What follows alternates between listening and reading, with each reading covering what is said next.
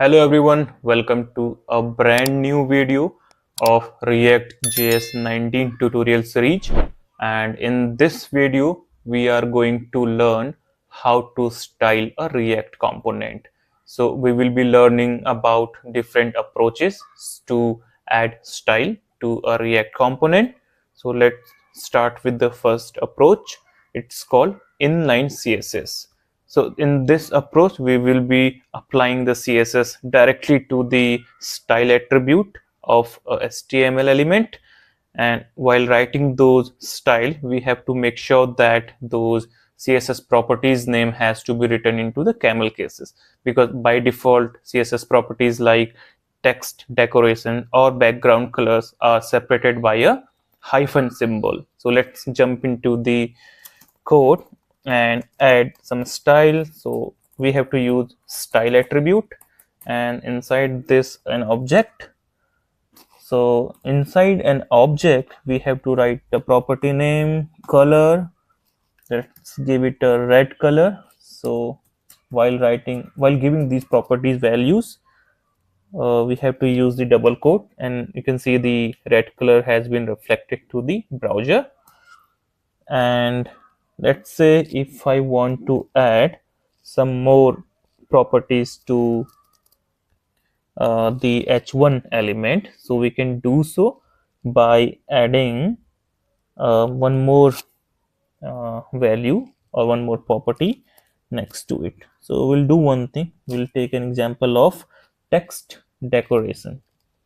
So to do it, we have to use camel cases instead of a hyphen separated property name, like comma, then text decoration, right? We have to use in this way and then give it a value, and value has to be in a string or in those double quotes, underline.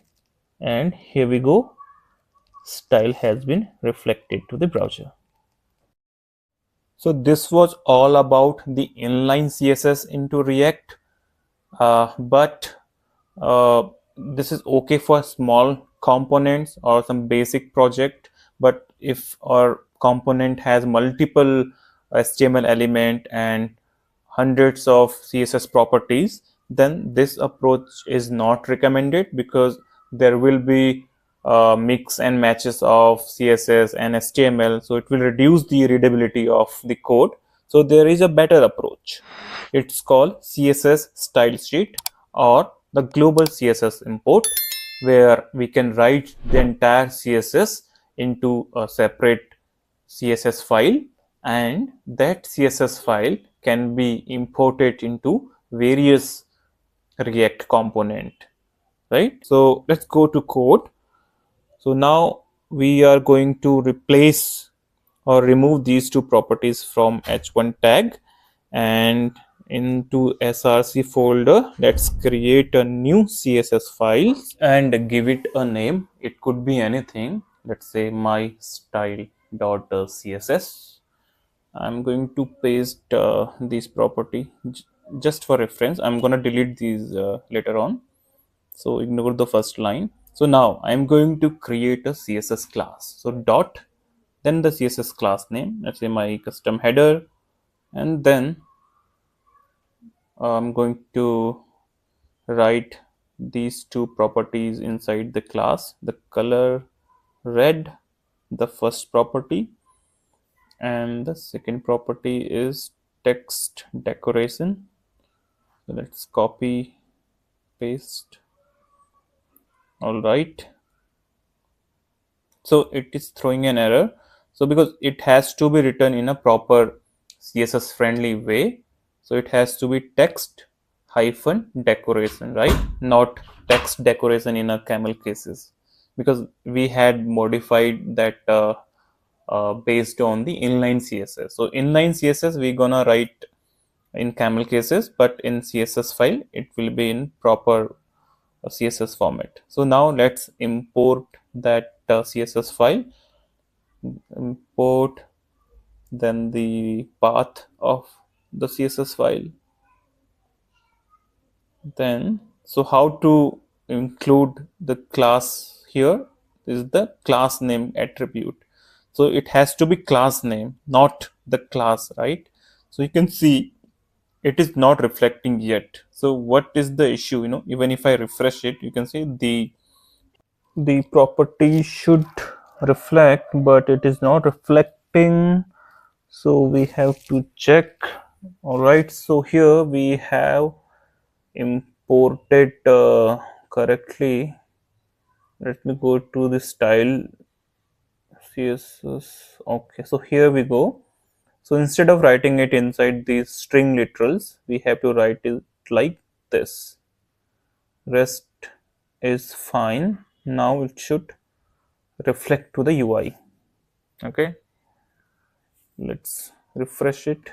Yep, so it has been changed to red. So we saw two ways of applying CSS, the inline CSS and global CSS, right? And now comes the third approach of writing CSS into a React component, and that approach is called CSS modules.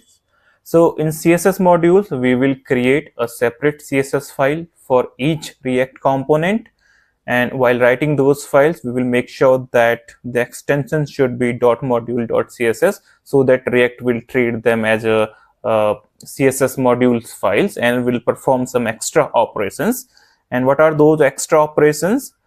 It will create the CSS file names dynamically once these files are compiled. So we will see how the naming convention is and how the files are getting automatically named. So let's jump into the code, and first I'm going to delete the existing CSS file from my project, and we will replace it with a CSS module file. And let's go to the code. Okay, it's blank because we are still importing it. Let's remove the CSS import from app.jsx, and we can now see. Let's remove this. Now we can see, right, there is no style added. So let's create our first CSS module file. So we can give it a name of our choice, but we have to make sure that it should be ending with .modules.css, so that React will treat these files as a CSS modules rather than a regular CSS files. Let me copy CSS to this module file. Here we go. And now let me just rename the CSS module to app.module.css, because ideally we should be giving similar name for component and the CSS module file for that component. So import style from the path. So this is how we import CSS module. So all the classes can be accessed via style object. So here in my h1 tag, how to apply the CSS is class name. Then we can say something like this, bracket and style. So using style, we can access the class name. So we had given my custom header. So where is that? App dot, yeah. So style dot the name of my CSS class, and it has been reflected. Similarly, we can apply it for other element as well. So what I was talking about, right, something like dynamically creating the class name. So here we go. So we had given class name as my custom header, but it has created its own dynamic name. So it is very useful because it will create a unique name for each HTML element, and in this way it prevents the CSS conflicts. So this was it for this video. I hope it was helpful, and we'll do some more modifications to each components in upcoming videos. Till then, take care.